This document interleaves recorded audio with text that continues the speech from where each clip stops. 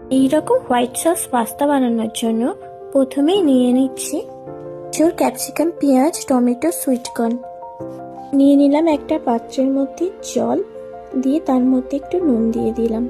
গরম হয়ে গেলে তার মধ্যে পাস্তাগুলো দিয়ে সেদ্ধ করে নিচ্ছি আর অল্প একটু তেল দিয়ে দিলাম। সেদ্ধ হয়ে গেলে নামিয়ে দিয়ে একটা প্যান নিয়ে নিলাম।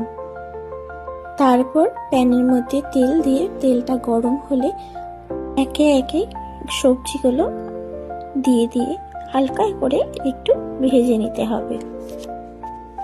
এই দেখো, এইভাবে হালকা করে ভেজে নিতে হবে। আর গাজরটা একটু সেদ্ধ করে ভেজে নিলেই ভালো হয়।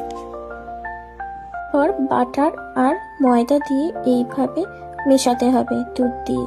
যতক্ষণ এই লাম্পসগুলো থাকছে ততক্ষণ ভালো করে মিশিয়ে নিতে হবে, যাতে একটুও না লাম্পস থাকে। তারপর একে একে অ্যাড করছি অরিগ্যানো, চিলি ফ্লেক্স,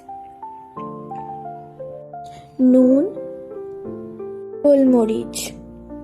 তারপর একসাথে ভালো করে মিশিয়ে নিলাম। মিশিয়ে নেওয়ার পর যে ভাজা সবজিগুলো রয়েছে সেগুলো অ্যাড করে দিলাম। দিয়ে ভালো করে মিশিয়ে নিতে হবে সসটার সাথে। জানো তো, এই সসটা বানানোটাই একটু ভালো করে বানিয়ে নিলে আর কিছুই নেই এটার মধ্যে। তারপর অ্যাড করে দিতে হবে পাস্তাগুলো, যেগুলো সেদ্ধ করে রাখা আছে, ওইগুলো দিয়ে দিলাম। পাস্তাগুলো দিয়ে ভালো করে মিশিয়ে নিতে হবে। তারপর উপর থেকে একটু চিজ ছড়িয়ে দিলাম।